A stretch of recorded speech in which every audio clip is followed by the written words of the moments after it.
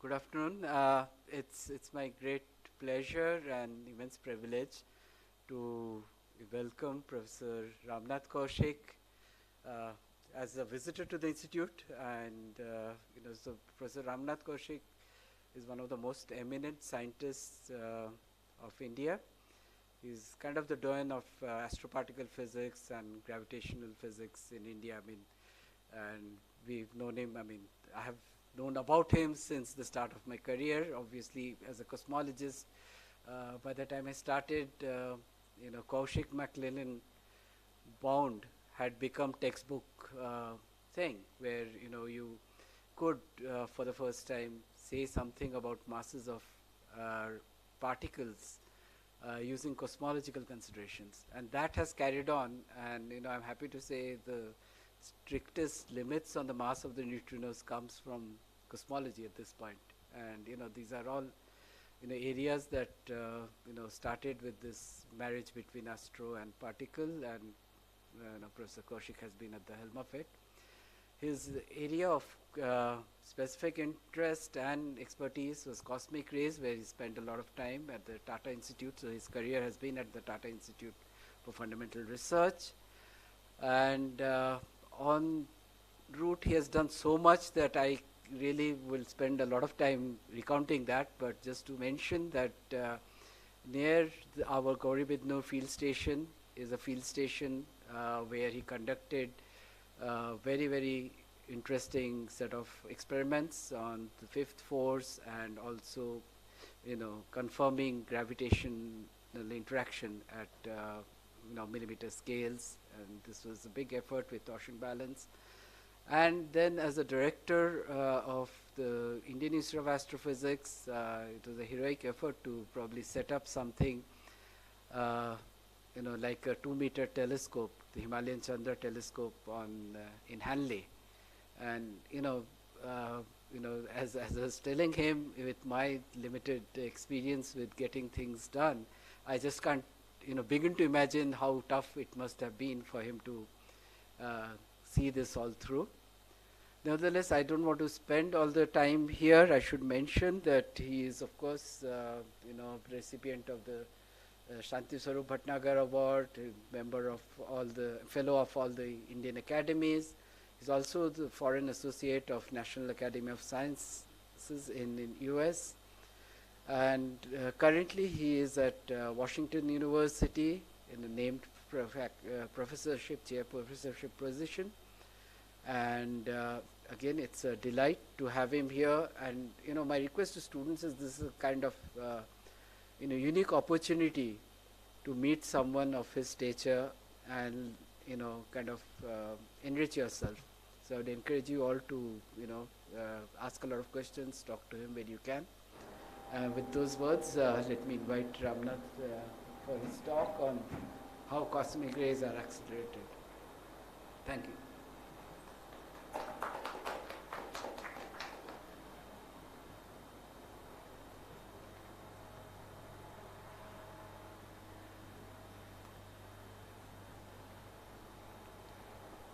At the outset, I should thank the director, Tarun Sauradeep, for the very kind introduction and invitation to present a popular lecture on some topic of my interest. He launched this series, Vignyana Kathegalu, by giving the inaugural talk himself. So that's an important contribution. And I also want to thank Dr. Subramanian, who is in charge of outreach at the Rama Research Institute, and he's working very hard to see that the research carried out at this premier institute is spread widely, the knowledge is spread widely, not only in Bangalore, but throughout India and across the world through this live streaming lectures. Now I should say something about why I chose this topic of acceleration of cosmic rays as the topic for today's lecture.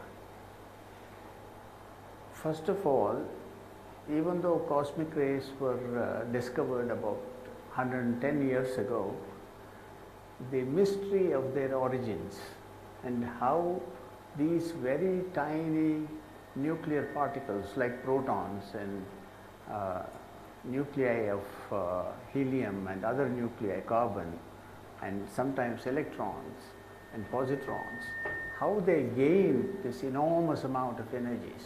What is the process that made them? We know, we have many ideas, but still the origins are a mystery.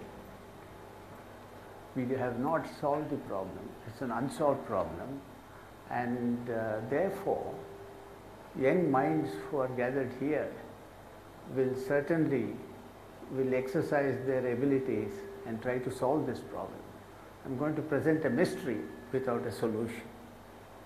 And my job today in this lecture is to tell you about it and what ideas have been presented towards this acceleration process, and tell you why we don't truly know the answer as yet. So I want to encourage all the people who are listening to it to exercise their minds towards a solution of this very outstanding problem. It is outstanding not only because it's of interest to cosmic rays itself per se, but also it is the cosmic ray studies, the studies of these particles, that gave rise to other fields of research. At the beginning, the field of particle physics was started by cosmic ray studies, where elementary particles, protons and pions, which are responsible for nuclear forces, were all discovered in cosmic rays, the pion for example, and other particles like that. And very many aspects of fundamental particle interactions were discovered in cosmic rays or hinted at in cosmic rays. For example, parity non-conservation in the decay of the pion. Decay of the kaon was the cosmic ray discovery, but in weak decays, parity is not conserved. That right hand and left hand don't look identical as far as the particles are concerned. So it's a great subject to talk about. But let's come to defining what cosmic rays are. So let me use this and let us see. First, the discovery. How was it discovered? This was discovered somewhere in 1912. Around the same time, Bohr had proposed the model for the atom. He had proposed a model for the atom with a proton sitting very condensed, where all the mass of the atom was concentrated, and electrons going around, and their orbits were quantized according to Planck. And 1912 was the same year that this was discovered also. At that time, we didn't have electronics. The only way we could measure particles was using this device. This is called a gold leaf electroscope. See, these are two gold leaves, and this is a spherical conductor, and it's insulated from this body as it comes down here, this rod. And if this gets charged, these two also get charged, and like charges repel, so that this will open up. So the discovery happened in the following way. It is completely insulated. If you make it wide and leave it alone, it should stay like that. But over a time, it slowly collapsed and came back. That means the charge was leaking away from the electroscope. And the radioactivity was known. You know, Henry Becquerel had discovered radioactivity. They said, So much of earth is there, radioactive materials are there, they are emitting radiation that comes through the air, penetrates and ionizes the air around. So air becomes conducting, and when you have a conductor, it can carry charges out and gets grounded. So that's why it is collapsing. So people said, let's go up a little bit and see if we go up the Eiffel Tower, for example. That's what the experiment was. That's why I'm referring to the Eiffel Tower. It did go down. So when I go farther from the earth, sure, it stayed for much longer. Charge stayed for much longer. But somebody said, let's go further, let's go further, let's go so high that charge stays even for a day. And that person who did such an experiment was Victor Hess. The way he did it was, he went on a balloon, series of balloon flights. This is a hot air balloon. And he took that electroscope, he charged it and he went up. First he tried 1,000 feet, 2,000 feet, 5,000 feet and so forth. It was decreasing, and by the time he reached about 14,000 feet, roughly the height of Hanley, it started increasing again. And he went up to almost 15,000 feet, and that's where the telescope is. The telescope is located in a hill in the Hanley Valley. The telescope is located in a hill in the Hanley Valley. At that height, it started increasing again. So he concluded, it is true, radioactivity causes discharge and all that here, but there is an external radiation which is coming from outside the earth, and it is not coming necessarily from the sun. Even at night it is small. So we have evidence for a radiation which is coming from outside the earth, extraterrestrial radiation, which is energetic and can penetrate deep into the atmosphere, can ionize. Even at 14,000 feet, we have roughly half the atmosphere above us. Even it can penetrate, much more powerful than the radioactivity. Actually today we know it is 1,000 times to 1,000,000,000 times and billion times more energetic than the radioactive particles. That's what was discovered by this. He didn't discover all this, he started the discovery, and over the last several decades, progressive experiments have shown that this kind of a particle comes and produces a shower of new particles as it comes through the atmosphere, and you can see here, and wherever you have the detectors, you see them, and very high energy. A lot of work has gone on, and my job is not to tell you about all the experiments. Let us see what is the spectrum, how many particles are there at different energies, okay? And at different energies, this 10 to the 9, let's go back. Just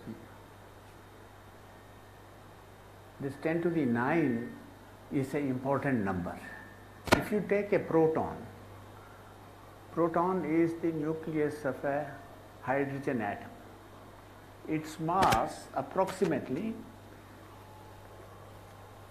is, let us write m proton,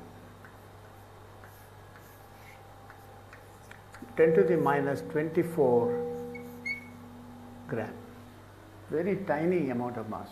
10 to the minus 24 means if you take a 1 gram and divide it into 10 to the 24, that is million times million pieces, is this tiny, that's the mass. 10 to the 9 is mpc squared. C is the velocity of light.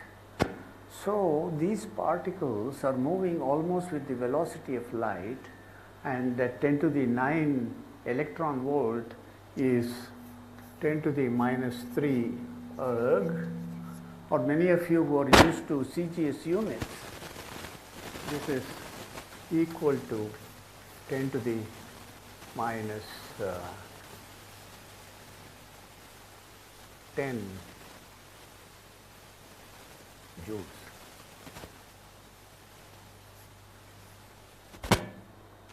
Very tiny amount, but still large. Its kinetic energy is equal to its so-called Einstein's rest energy, huge amount of energy.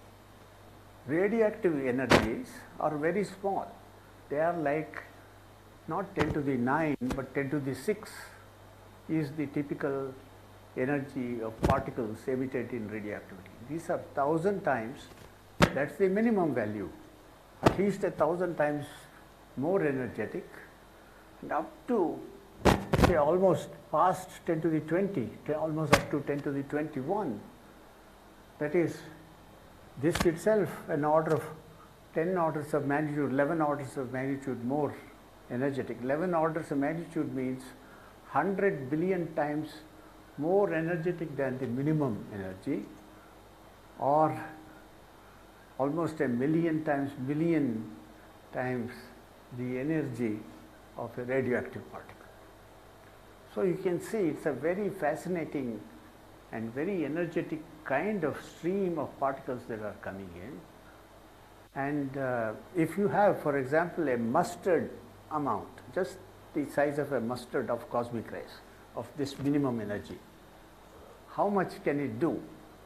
If you have an all-electric home, let us say, for 1 year, it can supply enough energy for your heaters, your air conditioners, and even for cooking electric stove, 1 mustard seed of cosmic rays.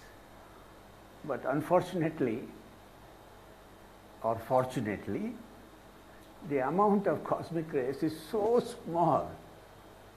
If to gather 1 mustard seed of these particles, you have to take a volume, huge volume, because these particles are spread out, very low density. So we can't collect 1 mustard seed, and we can say and solve these of course, these particles are so energetic. If you have a mustard seed of them, it can supply energy to the whole humanity for 100 years without any difficulty. But they are so small. Look at this order of magnitude. Some 10 to the 4, here already 10 to the 26. So it's a 10 to the minus 26. It's a very, very, very low density. 1 followed by 26, 0 below 1, you see. Something like that. 1.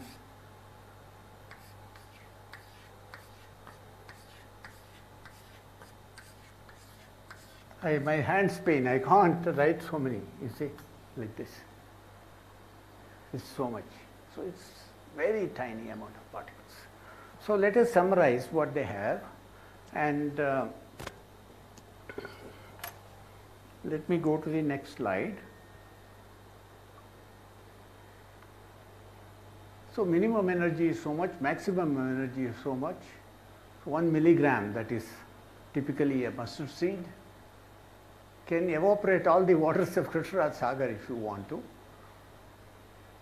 And a bomb made of minimum energy cosmic rays is at least 1,000 times more energetic than the most powerful atomic bomb.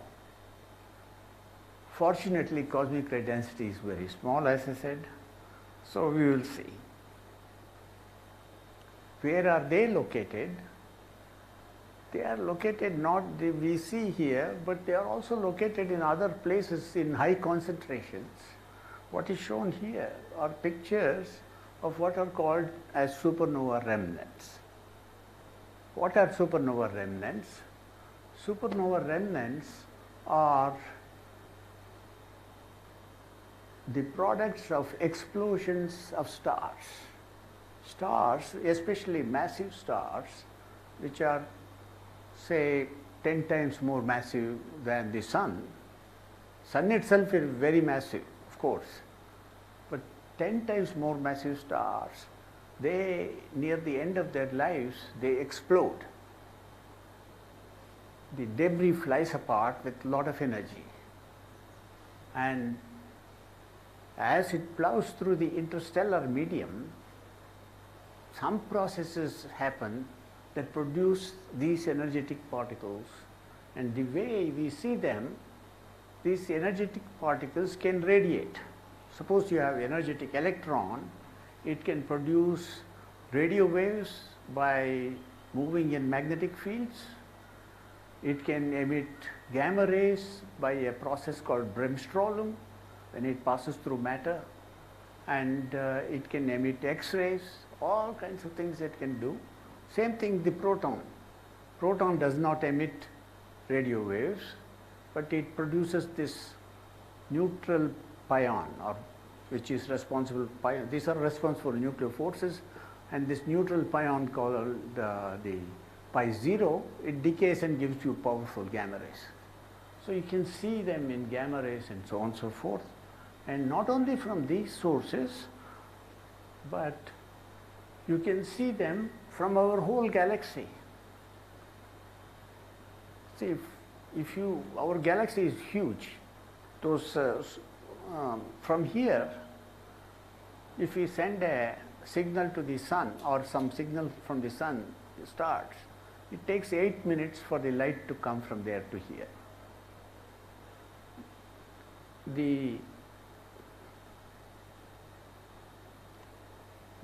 Not going back.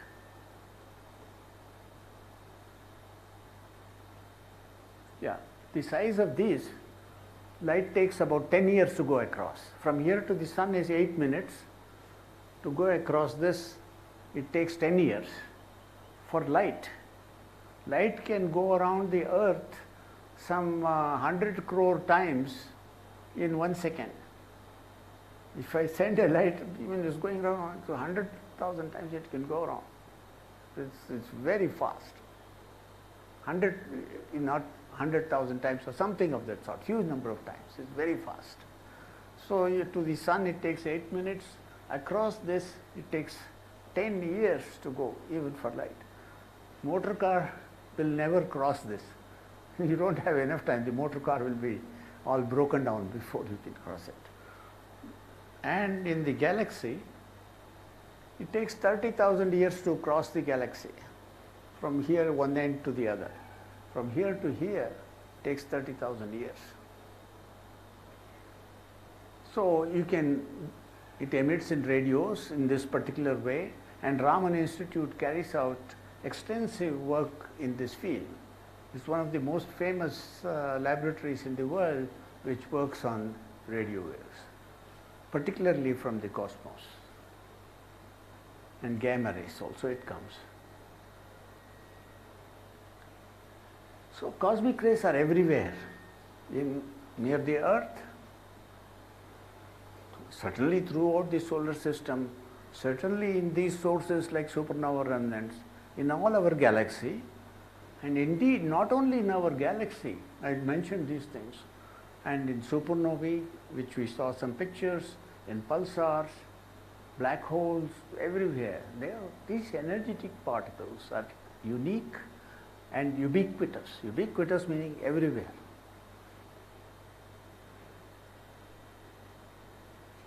And they are even made, some small, very tiny amounts, very low energy ones are made even in the earth.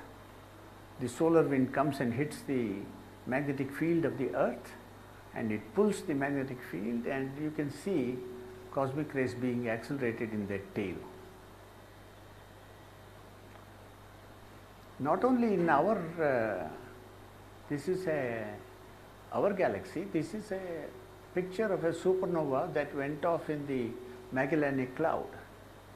You know, the Magellan, who navigated to the earth in 1500s, he saw these clouds, and one of the stars in that cloud exploded just in 1987 and created all this very interesting phenomena.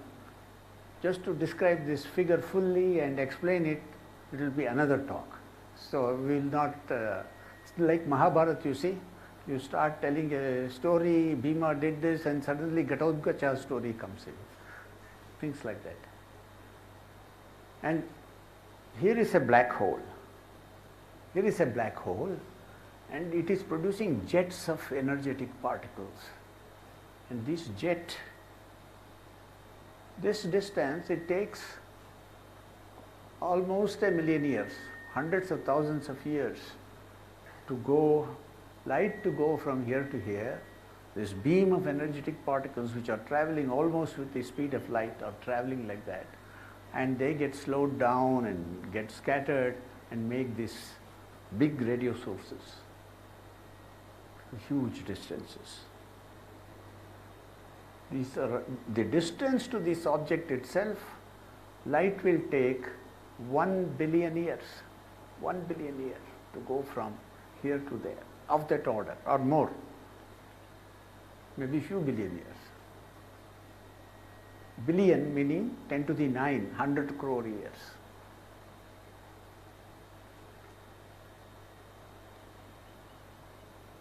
More examples of such beaming, and this kind of jets come out of black holes. See, that's what we were seeing, and jets in other systems which have produced these radio sources. Here, like this.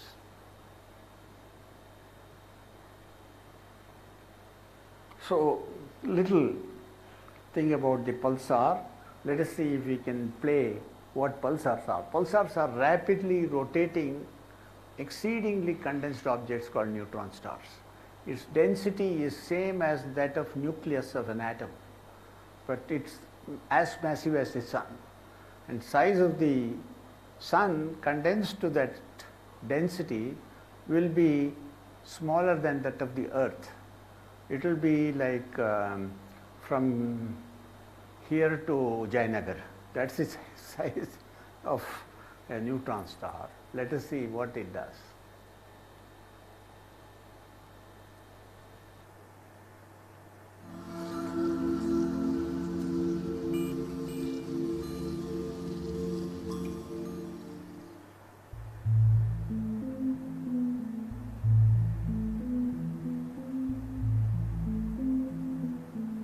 A pulsar is a rapidly spinning neutron star, which is the small, incredibly dense remnant of a much more massive star. A teaspoon of matter from a neutron star weighs as much as Mount Everest, and a neutron star is so compact that a ball about 15 miles across contains more matter than our sun. Neutron stars spin between 7 and 40,000 times a minute and form with incredibly strong magnetic fields. Rapid spin and intense magnetic fields. So that's a neutron star. They produce a lot of particles, energetic particles, by this magnetic field rotating and all that, as he was saying on the commentary.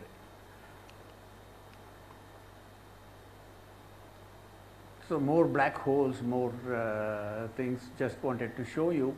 And in the centers of all galaxies, this, let us say it's our galaxy, there is a black hole sitting there. Most spiral galaxies have a very massive black hole with mass more than 1,000,000 times the solar mass, 1,000,000 times to 100 million times the solar mass objects.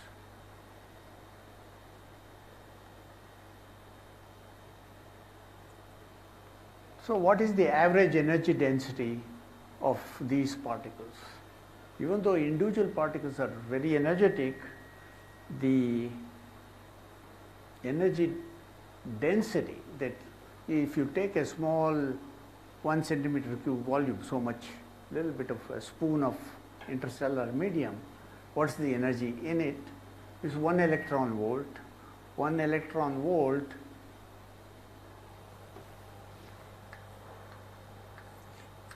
is 10 to the minus 12 erg, or 10 to the minus 19 joule. That's the energy density. So if you want 1 joule, you have to collect 10 to the 19 spoons of that, and it's not possible. 10 to the 19 means 1 followed by 19 zeros. You have to always keep these big numbers in. Whenever you do astronomy or particle physics, big numbers and small numbers keep coming. You should get used to them, not to be daunted by big ones, not to be supercilious about small ones. So you can see, oh, I have written those numbers there, I didn't have to write here.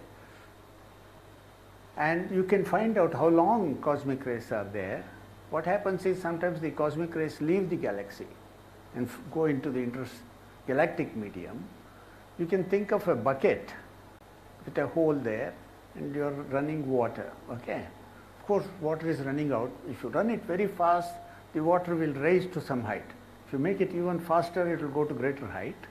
So by measuring the height of the water and knowing how much is the stuff coming from the tap, you can estimate the size of this hole, how much it's leaking.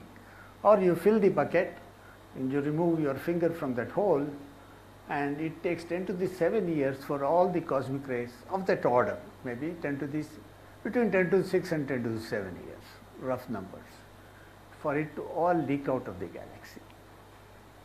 So we know to develop this density, what is the power that is needed. This is how much source energy we want, how much source, what is the generation, energy generation rate that we need to keep all these cosmic rays at this present level of density. That's the kind of question that we want to ask. Of course, there are magnetic fields in the galaxy which also have roughly the same energy density, and they keep the cosmic rays in for this 10 to the 7 years, because cosmic rays don't move in straight lines in the presence of magnetic field. In the presence of magnetic fields, so let me clean this up a little bit. What cosmic rays do, let us say these are the magnetic fields like this. Magnetic fields are like that.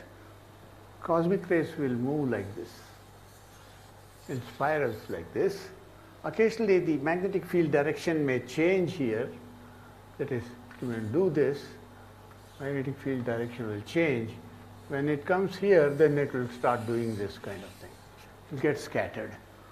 So we can't, by measuring cosmic rays, we can't tell it is from this direction is the source of cosmic rays. We can't tell. It's all jumbled up before it comes here. We see sunlight, so we can tell where the sources are. Here, by looking at cosmic rays, we can't tell which way the sources are, where the sources are, which is the nearest source. We can't tell. That's why the mystery.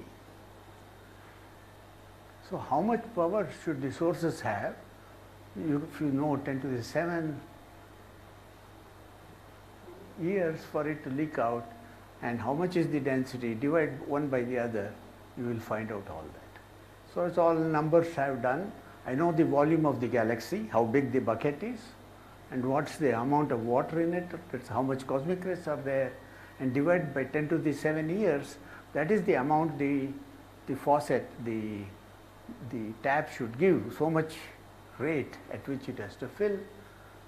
So that number is here.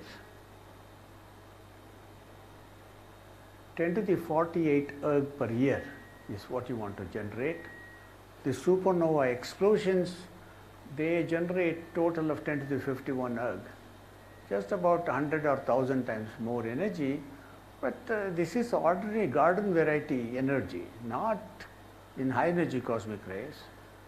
So you have to be very efficient to generate so much power. Somehow the kinetic energy of the debris of the explosion should be communicated to energetic particles. How do we do this? That's the question. It should be very efficient. For answering this question, we will see how man accelerates cosmic rays, not cosmic rays, energetic particles, in the laboratory for experiments. Here is Ernest Thomson. he devised a method in 1937 or 36. Two magnets are there, electromagnetic is there, and some small amount of radioactive particles or something, or an ion beam is produced by some electric field and enters this region, and this magnetic field ramps up. Changing magnetic field is an electric field, and that accelerates these particles to higher and higher energies, and it comes out, and that is the trick by which this is done. But in space, nobody is doing this. No electric fields in space, because as I said, air itself is conducting. Interstellar medium is also even more conducting than the air. For the size, it can conduct away. If you put a thicker copper wire, more current will flow. So you can't have electric fields there.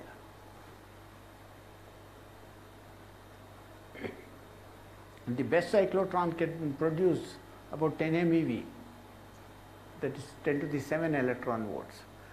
That is of the order of 10 times more than the typical radioactive particles that will come out.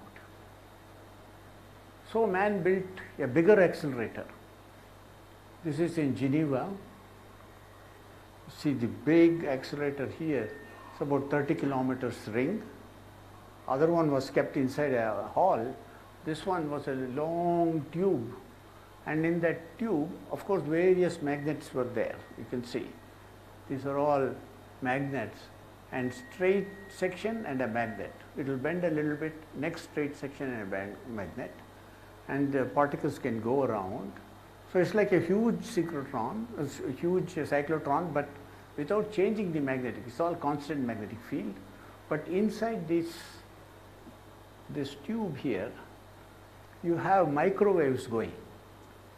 Microwaves are, you put your stuff here, you can heat it up. And the way they heat it up is microwaves have electric field that moves the electrons inside and heats up whatever you have. Here, they adjust the electric field to be in phase with the particle. The particle always sees the accelerating electric field. It doesn't oscillate, it keeps moving in the same direction. So the microwave goes like that and accelerates the particles throughout the system. They keep it in phase. That's why it's synchronous. That's why it's called a synchrotron.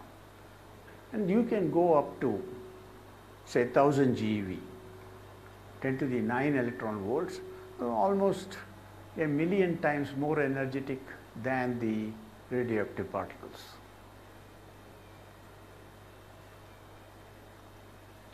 No electric fields in space, magnetic fields are there, they extend over large volume, but efficiency should be enormous. Man-made accelerators have efficiencies of the order of 1 part in 10 to the 5. That is, you have to spend almost a megawatt to get 1 watt of energetic power, particle power. So this has to be much more efficient. How is that done is the question. That's the challenge. So no electric fields. Now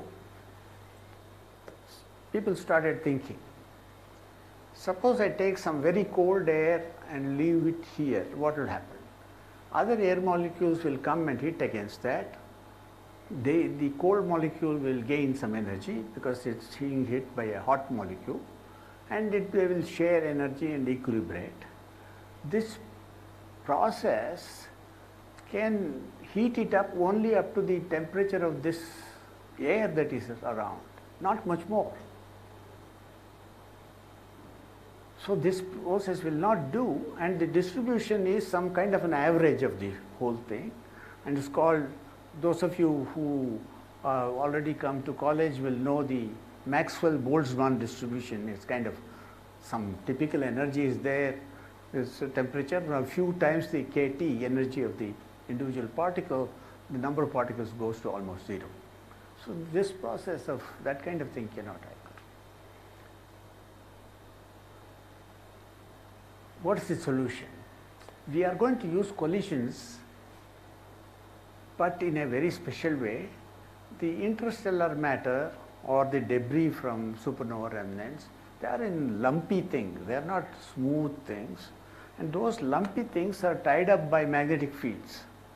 You can think of magnetic field as kind of some rubber bands or the strings across a tennis racket. Whenever tennis racket moves, it carries the magnetic field and it has to move. Carries the string and moves. And when the ball comes and hits, it need not necessarily hit the frame. It's not some small region. The whole mass of the frame is the thing that is experiencing the collision. So this trick is what is going to be made use of. And their masses are huge. So masses are, you can see, tend to be more massive, 10 times more massive than the sun to 1,000 times more massive than the sun. And their velocities are about 10 kilometers per second. 10 kilometers per second is kind of supersonic jets, like rocket speed, but not like the speed of light. You know, if supersonic things are there, but light can overtake it in no time. If you have a light gun, you can shoot a supersonic plane down. Laser gun, you know, people who are developing all that kind of stuff. So, but what's the energy it has? Each cloud has an energy of 10 to the 46, 49 ergs. This is much more than the millions, billions, and 10 to the 20 times more energetic than, 10 to the 40 times more energetic than the cosmic ray energies. So it has a lot of energy, but all in dull fashion, slowly moving. So many collisions may do this. This idea was proposed by a famous scientist by name Fermi. I think I have a picture of him. See, this is Enrico Fermi. He is the first man to make controlled fusion of, fission of uranium in Chicago. It was long ago. Enrico Fermi. This is Heisenberg. He developed a full-fledged theory of quantum mechanics. And this is Pauli, another great scientist, all Nobel Prize winners. And Pauli told that the electrons and some particles like that have spin. They are spinning particles. And he gave the idea. And also about the neutrino. He proposed that the neutrino should be there.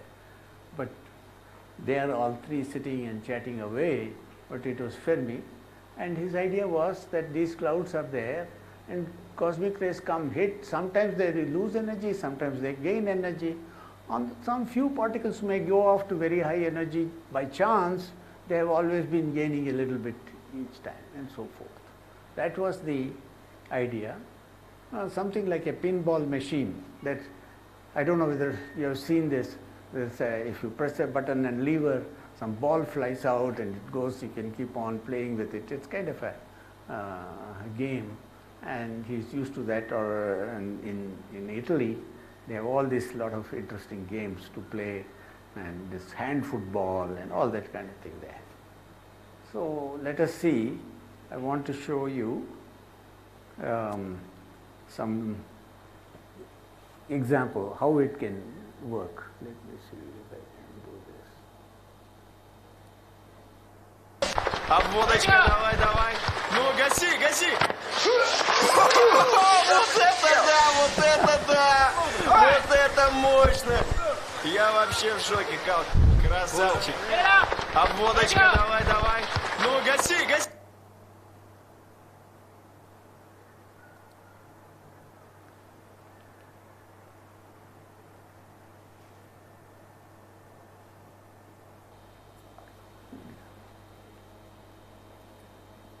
Okay, thank you. So, that is Fermi acceleration. This can work in some places. And inside supernova remnant is so turmoil, so much is happening, everybody is running every which way, it can happen. Interstellar medium is much more sedate place, you see. These clouds are going like this. 10,000 kilometers per second is the speed of the debris in supernova remnants. the interstellar clouds are moving only 10 kilometers per second, not 10,000 kilometers per second. So this equation that is written there is just describes that process completely, and that if you solve and calculate how much radio waves are coming from this Cassiopeia A, you can fit the spectrum very nicely. So it may happen, this kind of process may be occurring in supernova remnants, but certainly not for generating cosmic rays. So one has to think of a more efficient system for accelerating cosmic rays. Imagine the following thing. Let us say we have a fast flowing gas here or something, interstellar gas or whatever, something carrying magnetic fields and all that kind of thing, it's coming, and suddenly it goes through some kind of a transition, and after the transition it is moving slowly.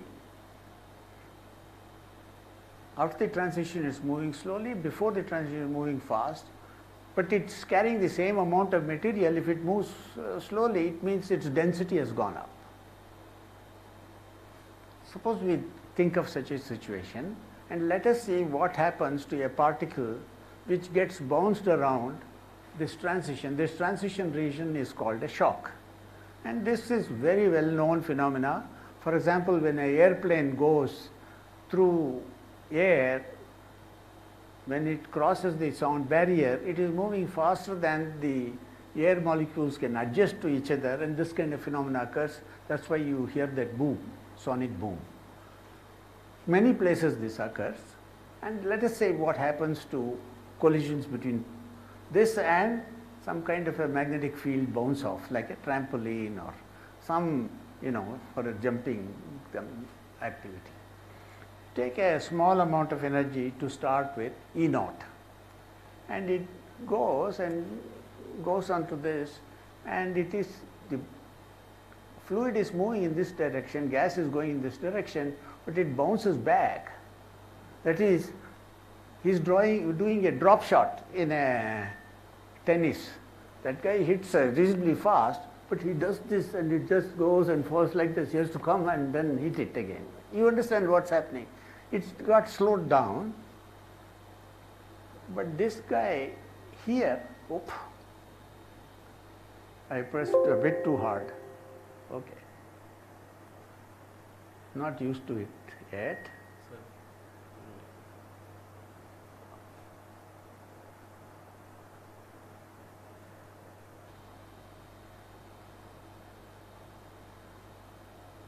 Okay.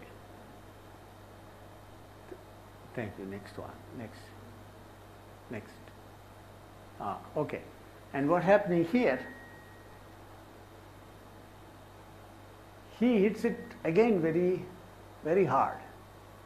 But this has some velocity. Hits it again, and this comes out with even greater speed on this side. So you can see what's happening in the match. He hits it very hard. That fellow does that, and it goes, and hits it again very hard. He does that, it comes out a little faster this time, next time. Even though he's trying a drop shot, he can only do that much. It comes there, and he hits it even harder. Every time you hit it, not only energy of the ball is reversed, you add the speed with which the racket is moving. Every time you hit, it's gaining more and more energy. I don't know whether you have noticed it. In the beginning, it's small. It's like that you can't, even the maximum force you had to hit stationary ball, you can't hit it as fast as you are returning a very fast incoming ball. You are adding this so much extra every time you hit a fast ball. You add this extra velocity of your racket to the thing. Because this racket is so heavy, it's not stopped by the ball. In its frame, it is giving back the other way, but the frame is moving. Your racket is moving. So you keep on increasing the energy of the particle continuously in this fashion. And I think here is an example.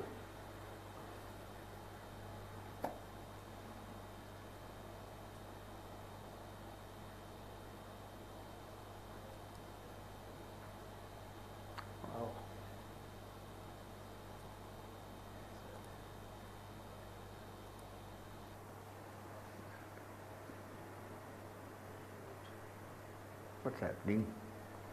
Maybe you can. Time to turn the corner.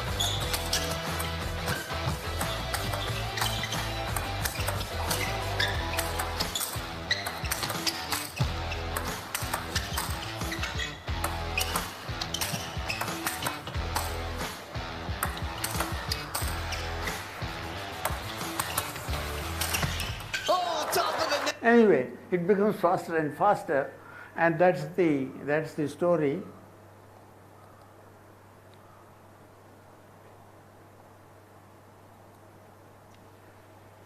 So this kind of a thing can occur.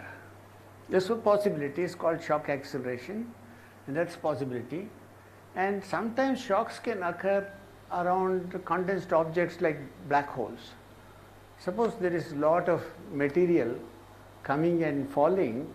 Here's coming, as it falls, let us say I take a big blob of material and drop onto the earth, it becomes faster and faster and faster, and velocity goes to zero once it hits the earth. So you have a similar situation as this fast wind coming and becoming a slow wind afterwards. So around a black hole such things can happen, and you will have a shock which looks like that. The mathematics of that is kind of hidden in this formula, and you can solve what happens to cosmic rays in such a thing, because here continuously energy is coming in, falling in because of the gravitational field. There is no inexhaustible source of energy, almost inexhaustible source of energy in this fashion. So it keeps coming, and this can be accelerating particles to high energies. So you can see this kind of thing happening actually around some supernova remnants, and it happens everywhere, and experiments are going on. So let us summarize. Cosmic rays are very energetic particles. They are everywhere, they are raining down on us. Huge amount of energy per particle, but their average energy density is very small.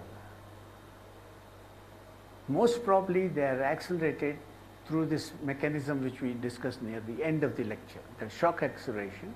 That is where a fast moving plasma, magnetized plasma is coming and moves after the shock with a source speed. Every time a particle crosses that shock, it gains some energy. And repeated crossings, it keeps on gaining energy and sometimes can escape that system, and that's what makes cosmic rays. Like that football tore through the net and went out. It can go out of play in that way. From this acceleration, very energetic ones can escape, and that is cosmic rays. But this is a conceptual idea, but the mystery is not yet solved, and I want some of you, for listening to all this, or many of you, to focus on this very important problem. It was the problem of the last century. Scientists like me could not solve it. Now scientists of this century, you have got to solve it. Thank you.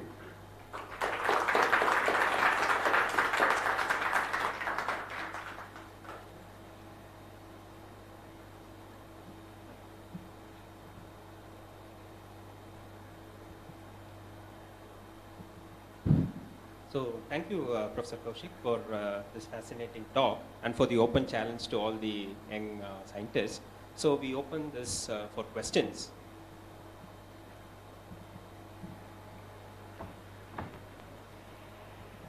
Good afternoon, sir. So I have two questions. The first one is pretty basic. If you go to the all particle spectrum that you showed, so the spectral data points in near 1 GeV to 1 TeV, it's pretty much it's all right. But in the high energy, really in the EeV to ZeV region, since those particles have very ultra high energy cosmic rays, so the probability of detecting them should be very small, right? Yes. But the density of data points in that all particle spectrum is pretty high in the ultra high energy cosmic ray region. But in the middle, near 1 TeV or something, the data points are really scarce. Is there any particular reason for that? you can visualize if you can just see the. Somewhat of a technical question. Let us see what you're asking.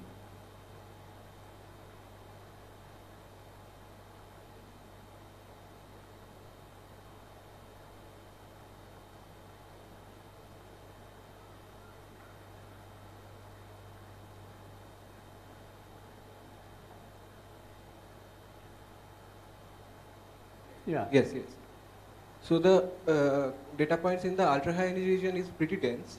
Yeah, here is you are talking about somewhere in this energy. Yes, yes, near 1 TeV. So yeah, the scarcity is. What's the question? This technically the ultra high energy, the probability of detecting the ultra high energy should be very low, but there again the data points are really dense in the very ultra high energy, like near 10 to the power 18 electron volt, 10 to the power 21 electron volt. Yeah, you're asking what's happening at 10 to the 18? Yeah, in general, the data point should be scarce here because the probability of detecting that high energy cosmic ray should be lower, right? Yeah. But the density of data points is very high in that range, whereas in the middle range, the data points are really scarce. Everywhere, you know, the energy density of these particles is continuously decreasing. Yes. Nowhere it's going up. I'm talking about the scarcity of data points, just the data Oh, points. density. Why this density of data points is more here? Yes. You see, people, as you go to higher and higher energies, you want to, different techniques are used for the detection of these particles. Right. Okay? And that region of great interest, large number of detectors are there. They detect them using a method called extensive air showers. Very energetic particle comes, it produces some neutral pions and charged pions and other particles. Neutral pions immediately decay, giving you gamma rays. Gamma rays make electrons and positrons, and they give you more gamma rays, they make electrons and positrons and so forth, and the whole shower develops. People can measure the particles themselves on the ground, or sometimes the Cherenkov light emitted by those particles. So they have detectors and telescopes, small telescopes, looking at the sky, and these things are events which are like a spike. It comes and almost with the speed of light, it crosses that, and it's a sharp spike in light they will see, and by coordinating that they can reconstruct this and they can measure this. That's how those particles are measured. That's why people are very much interested in those highest energy cosmic rays. They have measured more and more in all this kind of way. That's why the density of observations are more, not the density of particles is more. It's the density of observations is more. Yes. So another question. You explained that Fermi second order. Initially, you explained the Fermi second order acceleration. It's a bit technical question. I wanted to ask about your opinion. Do you think that this passive GMCs, in which supernova is not associated with those GMCs or any molecular cloud, let's say.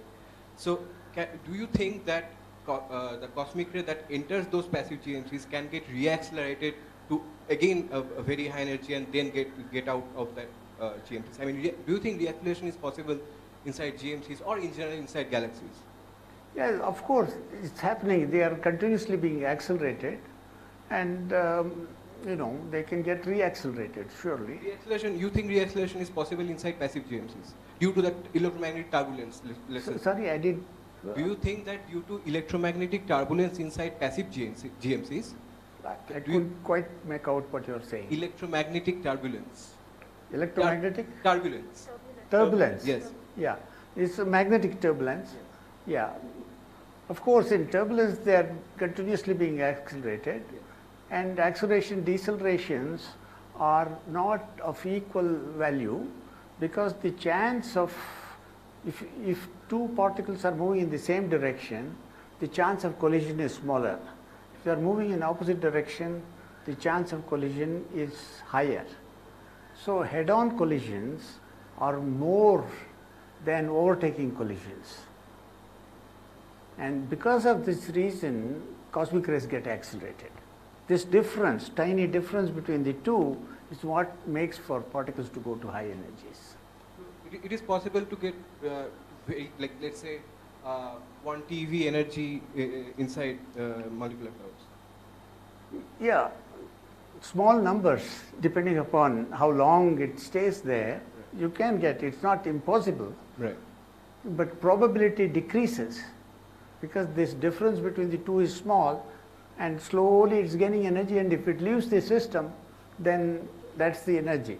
So since things are leaving, depends upon how long it stays in that system, that determines the maximum energy that you can. So let's assume it's a giant molecular cloud, not just a molecular cloud, so it's a very big system, and that way the particle will have more time to go around inside the GMC itself and get reaccelerated to very high energy. So you're saying that it is possible? This is possible, but I don't know how probable, that's all. Very stimulating talk.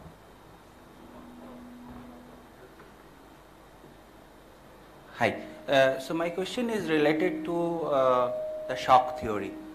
So if I understand that older cosmic rays will be less energetic if they are going through many more shocks. No, older cosmic, there is more, those.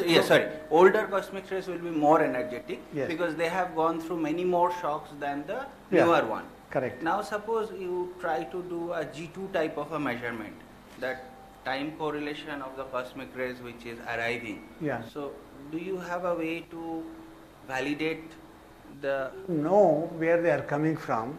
Let us say some particle center, those who stayed for a short amount of time got less energy and came out. Those that stayed for a long amount of time got more energy and came out. But when they came out, we can't tell. It's going, this particle might have scattered here more quickly and come, the other one might have come later, and this process may be ongoing. In some regions, the time constant for all these things happening is tens of thousands of years, and there may be many places this is happening, and we know that the cosmic rays that we measure are more or less constant in time. Over millions and millions of years, we can say the average rate at which cosmic rays are coming has not changed by more than a factor of 2 for millions of years. So you see the big galaxies are being made, many places coming, time correlation, just like there is no direction correlation, there is no time correlation, precise time correlation between when it was produced and when we see it. There is a kind of a statistical correlation, but if you have many sources, they all merge out and they smoothen each other out. Okay, so what you are saying is that if we knew a specific source, then there could be a time correlation which could validate the... Yeah, in principle, there again, as I said, even if you know that from this particular source, it's not clear how many crossings, even the crossing is a statistical process. Right. It is not that if you cross, immediately to scatter, some may go farther and get scattered. Mm-hmm. That is, when you are walking in a crowd, some people may dash against another person very soon and they may go back. Some people may be walking more, not intentionally. In a crowd they are walking, some people move more, some people move less, and wiping out, the smoothening because of the statistical nature of the process.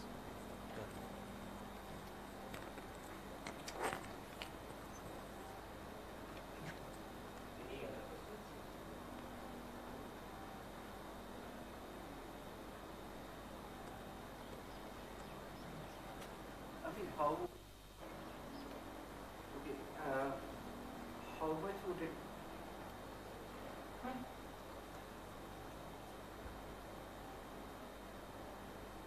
So my question is, how important would understanding the galactic magnetic field structure in detail help in the cosmic ray problem solving? It's very important, and the way galactic magnetic fields are understood are using pulsars and extragalactic radio sources.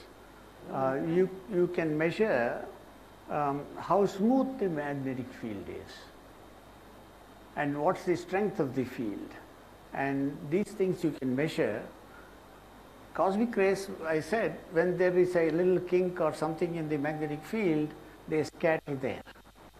So, quantitatively calculate how much scattering has occurred, we need to know the magnetic field very precisely. And second reason, even the average field is important. If you have a field of some strength, the cosmic rays go around this or this thing like in accelerator. Bigger the accelerator, higher is the energy that you can contain in those magnetic field. So the galactic magnetic fields can contain up to about 10 to the 16, 10 to the 17, even up to almost 10 to the 18. Beyond that, these cosmic ray particles will bend very little in the galactic magnetic field. You may be able to see extragalactic sources. That was one of the reasons a lot of effort is being put in to see extragalactic sources of cosmic rays. They bend a little bit. I know the magnetic field, so if I see it in this direction, then I will say it has come from that direction. You can make some calculations of that sort. So magnetic field is a very important ingredient in cosmic ray physics, especially because the average energy density of cosmic rays is same as the average energy density of the magnetic fields. They are roughly balancing each other. A process which is called equipartition in technical terms. So I have a question. As you told that there are several mechanisms for acceleration, and I mean, as you told that it is an open question. I mean, as a complete theory, what I mean, what is the characteristics of as a complete theory of acceleration? Because already there are energetics of various sources which are producing cosmic ray particles, and there are the also. thing is, acceleration is one aspect of cosmic rays. You have to explain how many protons are there, how many helium nuclei, how much lithium, beryllium, boron, carbon, oxygen, neon, aluminum, sodium, etc., and iron, and so on and so forth. You have to explain that composition. And you have to prove that this is really the process which accelerates the cosmic rays. This shock acceleration is a process which can accelerate cosmic rays. Are the cosmic rays accelerated in this process? I don't know. But we can accelerate. It's a candidate. It's a candidate for acceleration process. We hope it's the right candidate, but we don't have a proof that it is indeed this process that led to cosmic rays. That's what I'm trying to say.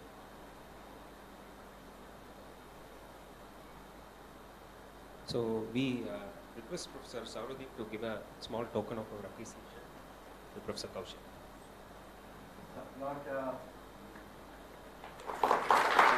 Thank you. Wonderful to have you visit. Thank you. Hope to see you visit more often. Yeah, thank you. Thank you all. Thank you. So there is tea, coffee, and snacks at the back of the main building. So please join.